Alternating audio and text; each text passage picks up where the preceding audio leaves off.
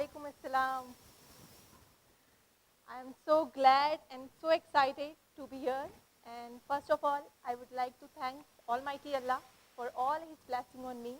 And second, I would like to thank KC College team, TEDx platform, and especially thanks to Professor Mayur Bhai for selecting me as a TEDx speaker.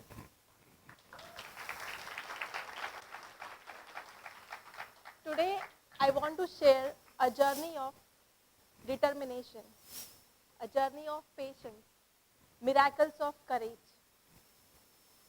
और उसकी शुरुआत मैं एक शेर से करना चाहूँगी। ना कर तकदीर से शिकवा, मुकद्दर आजमाता जा। ना कर तकदीर से शिकवा, मुकद्दर आजमाता जा। मिलेगी खुद मंजिल, कदम आगे बढ़ाता जा। Thank you. मैं आप सबसे मेरी लाइफ की जर्नी शेयर करना चाहती हूँ। मैं doctor Roshan Jahan Jawad Ahmed Shaikh, MBBS, MD pathology from Mumbai, patient and a motivational speaker by passion. I am a train accident survivor, 96% disabled. I have a locomotor disability of 96%, and currently, right now, I am standing on my artificial leg prosthesis. I want to show you that this is my artificial leg. My right knee, my right leg is not from the above, and I am wearing a prosthetics of above height, and my left one is below knee prosthesis. तो ये जो incident हुआ था मेरी ज़िंदगी में, it was a life changing for me. मैं एक वेजिटेबल वेंडर की डॉटर हूँ, and I am very proudly saying it कि मेरे जो वालिदैन हैं, पेरेंट्स हैं, वो बहुत ही लोअर सोशो इकोनॉमिक क्लास से बिलोंग करते हैं। लेकिन उसके बाद भी मेरे पेरेंट्स ने हम लड़कियों को आगे पढ़ाया, एजुकेशन दिलाई। बहुत सारे हर्डल्स आए in the form of relatives comments, negative comments, but उन्होंने वहाँ पे गिव अप नहीं किया। बेसिकली अपनी गर्ल्स को एजुकेट किया उन्होंने। और मेरा बचपन से ख्वाब था डॉक्टर बनना, एक नोबल प्रोफेशन में जाना, बिकॉज उससे मैं एक ह्यूमैनिटी की हेल्प कर सकती हूँ। तो उसके लिए SSC पास किया इन 2008। मैंने अपने जो मेरा इलाका था सबब जोगेश्वरी में, मैंने 92% लेकर बहुत टॉप स्कोर किया, and I was very happy कि इसके बाद मुझे एडमिशन मिला 11th स्ट्रीम में। एंड मेरा जो कॉलेज था वो अंजुमन इस्लाम बैंड्रा में लोकेटेड था, और मेरा स्टे जोगेश्वरी में था। मैं रोज़ लोकल ट्रेन से ट्रैवल करती थी। और 7 अक्टूबर 2008, this was the fateful day जब ये इंसिडेंट हुआ मेरे साथ, और मेरी ज़िंदगी पूरी की पूरी कम्प्लीटली चेंज हो गई in a positive way. I am taking every hurdle, every obstacle of my life in a positive way.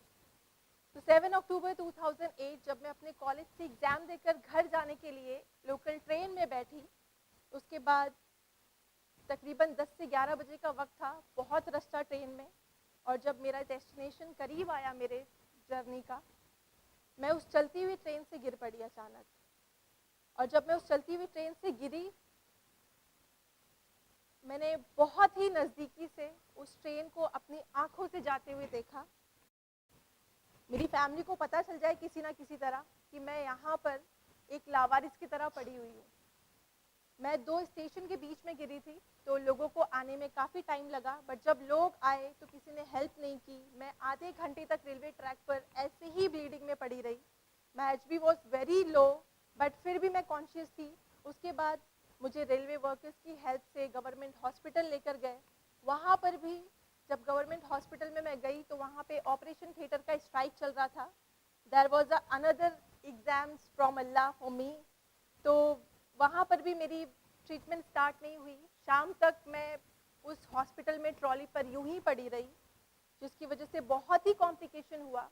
But after all at the end of that day मेरी फैमिली ने किसी ना किसी तरीके से मुझे प्राइवेट हॉस्पिटल लेकर गए, वहाँ पे एडमिट किया, and I was admitted for 2 to 3 months। तो वो जो 2 to 3 months रहे, जो लोग मुझे देखने आते, वो लोग मुझे देखता है, वो just 16 years old that time. 16 साल की लड़की, एक वेजिटेबल वेंडर की बेटी, जिनकी फैमिली में फाइनेंशियली बहुत वीक हैं, तो they use to talk about me like यार इसको ये ज़िंदा क्यों है, इसको अल्लाह ने क्यों ज़िंदा रखा है, इसको मर जाना चाहिए था। बिकॉज हॉस्पिटल के बिल्स लाखों में जा रहे थे, फैमिली के पास पैसे नहीं थे, मेरे वापस ज़िंदा होने की कोई उम्मीद नहीं थी, ज़िंदगी में आने की उम्मीद नहीं थी, दोनों पैर एक लम्हे में छिन गए थे। मैं जब वो बातें सुनती तो मुझे भी लगता कि यार मैं ज़िंदा क्यों हूँ, मैं खुद से उठ नहीं पा रही हूँ, मैं खुद से कोई काम नहीं कर पा रही हूँ, इवन तो बेड रिडन मैं करवट भी नहीं ले पा रही हूँ खुद से। ईच एंड एवरी स्टेप मुझे मेरी मम्मी की, मेरी फैमिली की सपोर्ट की ज़रूरत थी। वो टाइम इतना बुरा था और मैं नहीं चाहती यहाँ पर कोई भी उस टाइम को फील करे, बट मैंने वो फील किया और मैं यही अल्लाह से शिकवा करती कि अल्लाह तूने मुझे ज़िंदा क्यों रखा। और वो जो 2-3 महीने थे, it was very painful for me. Dressing के वक्त मेरी हॉस्पिटल में चीखें गूंजती थी, लोगों के आंसू आते थे कि इतना पेन क्यों है मेरे पास, क्यों अल्लाह ने मुझे ज़िंदा रखा है। लेकिन उसके बाद मम्मी के बहुत 2-3 सेंटेंस जो आज तक मेरे दिमाग में है, जिन्होंने मुझे हमेशा मोटिवेट किया, कि उन्होंने बस यही कहा, बेटा तुम्हारे पास अल्लाह ने सिर्फ 2 पैर लिए हैं, you have functioning upper limb, you have functioning brain, use that. तुम्हारे पास जो डिसेबिलिटी है उस पर फोकस मत करो, फोकस ऑन योर एबिलिटी, क्या एबिलिटी तुम्हारे पास रह गई है। ये सेंटेंस वो माँ बोल रही है जिसकी 16 साल की बच्ची के 2 पैर अचानक से छीन लिए अल्लाह ने।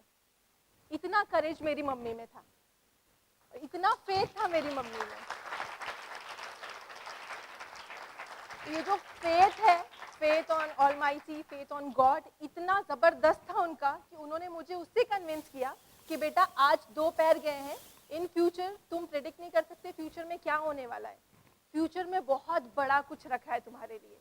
Just faith on almighty Allah, look your ability और पेशेंस रखो, जो भी ऑब्स्टेकल्स आ रही है, अभी हार्डवर्क आ रही है, और आगे बढ़ो, एबिलिटी के साथ आगे बढ़ो। और ये जो लोग बोल रहे हैं ना, तुम डिसेबल हो, तुम बोझ हो, लोग मुझे बोझ कहते थे कि मैं बोझ फैमिली पर, सोसाइटी पर, नेशन पर, उनको बहुत ही अच्छे से जवाब दो, डॉक्टर बनो। मेरे डॉक्टर ने मुझे सपोर्ट किया, टीचर्स ने सपोर्ट किया, तमाम लोगों ने सपोर्ट करके मुझे बहुत इनकरेज किया और मेरी जो नेगेटिविटी थी उसको पॉजिटिविटी में चेंज किया। और अल्हम्दुलिल्लाह with the grace of almighty Allah, मैंने अपने प्रोस्थेटिक पे चलना फिरना शुरू किया। मैंने 11th and 12th exam wheel chair पर जाकर दिया और डिस्टिंक्शन लिया 12th में, और फिर मैंने CET एग्ज़ाम पास किया, 3rd rank all over Maharashtra in PH quota. मेरी जो MBBS की जर्नी थी ना, वो बस यहाँ थी और मैं बस एक स्टेप नीचे थी। 3rd रैंक लेकर सब क्लियर हो गया, मेडिकल काउंसिल में एडमिशन के लिए गई तो वहाँ पे मना कर दिया on the basis of my disability. You won't believe 96% disable candidate को बॉम्बे हाई कोर्ट के थ्रू मेडिकल में एडमिशन मिला, काफ़ी मीडिया कवरेज मिला। I was very happy. और अल्हम्दुलिल्लाह, जो एक मुसीबत आती है, एक ऑब्स्टेकल आता है अपनी लाइफ में, अल्लाह ताला जो भी आपकी ज़िंदगी में परेशानियाँ लाते हैं, मेरा लाइफ एक्सपीरियंस ऐसा रहा है, उस परेशानी के बदले आपको कोई ना कोई रिवॉर्ड मिलता है। और मेरी लाइफ में जो परेशानी थी ना, उसका रिवॉर्ड मुझे इन अ सच मैनर मिला कि मैं इतनी ग्रेटफुल हूँ अल्लाह की कि मुझे इंडिया के प्रेस्टीजियस मेडिकल कॉलेज में एडमिशन मिला, SAGS medical college, SAGS and medical college and KEM hospital में एडमिशन मिला। उसके बाद मेरी MBBS की जर्नी शुरू हुई। टाइम बहुत कम है, ऑब्स्टिकल बहुत ज़्यादा है लाइफ में, लेकिन फिर भी हर दिन हर रात पेनफुल रहा। लेकिन एक पैशन था, एक गोल था सामने कि मुझे ये प्रूव करना है कि डिसेबिलिटी के बाद कोई भी इंसान बोझ नहीं होता सोसाइटी पर, कोई भी इंसान फैमिली पे बोझ नहीं होता। अगर इंसान खुद करना चाहे, फैमिली उसको सपोर्ट करे, तो एक हिस्ट्री कायम की जा सकती है। और अल्हम्दुलिल्लाह 2016 में मैंने MBBS फर्स्ट क्लास से क्लियर करके वो हिस्ट्री कायम की। उसके बाद सोचा लाइफ में जर्नी यहाँ तक नहीं रखना यार, जब प्रूव कर दिया है तो क्यों ना मेडिकल की हाईएस्ट डिग्री को जाऊँ।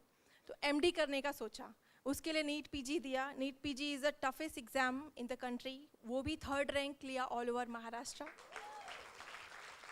और उसके बाद इंटर्नशिप की 36 hour 24 hours without sleep, without sitting, इतना सब कुछ किया, but on the day of admission to MD again मुझे डिनाई किया मेडिकल काउंसिल ने on the basis of my disability.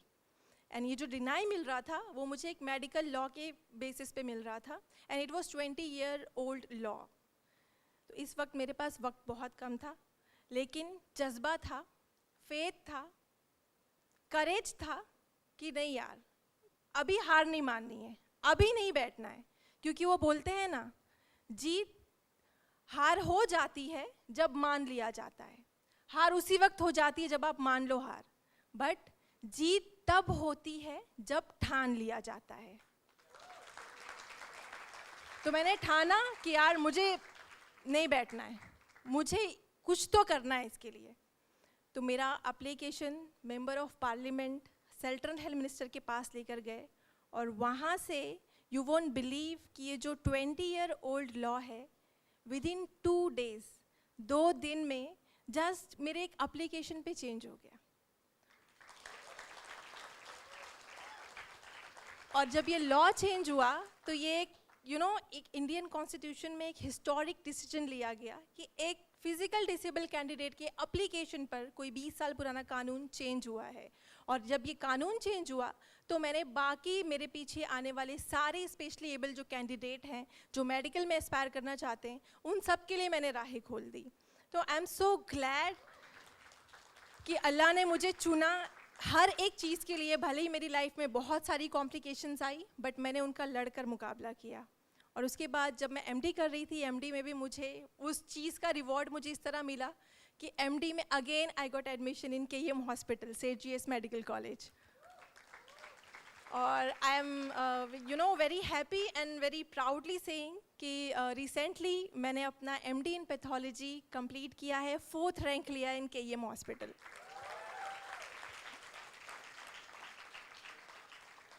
I think time बहुत कम है, बट फिर भी मैं बहुत शुक्रगुजार हूँ आप सब लोगों की, और मेरे पेरेंट्स की। मेरे जो अब्बू हैं उनका वो अब इस दुनिया में नहीं रहे, 1 साल पहले उनका इंतकाल हो गया। बट मैं आप सब लोगों से एक रिक्वेस्ट करना चाहूँगी कि आपको अगर अपनी ज़िंदगी में कामयाबी हासिल करनी है, सक्सेस लेना है किसी भी फील्ड में, लाइफ में हो, प्रोफेशन में हो, करियर में हो, अपना बेस्ट दीजिए, हमेशा कोशिश करते रहिए, कभी हार मत मानिए, और अपने पेरेंट्स की रिस्पेक्ट कीजिए।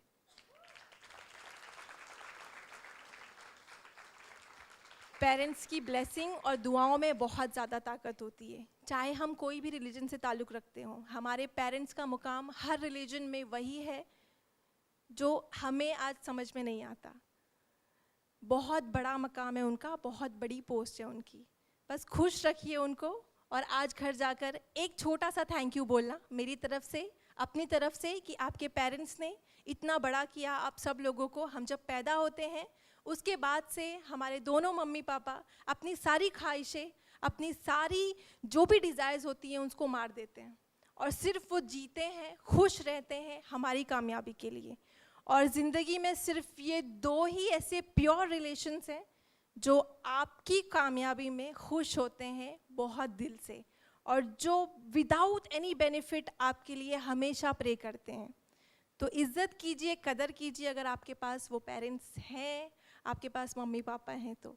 और लास्ट में एक शेर आप सब लोगों के लिए एज अ रिक्वेस्ट करना चाहूँगी। परेशानियों से भागना आसान होता है, परेशानियों से भागना आसान होता है, मुश्किल वक्त ज़िंदगी में एक इम्तिहान होता है। हिम्मत हारने वाले को कुछ नहीं मिलता ज़िंदगी में, हिम्मत हारने वाले को कुछ नहीं मिलता ज़िंदगी में, मुश्किलों से लड़ने वालों के कदमों में ही जहान होता है।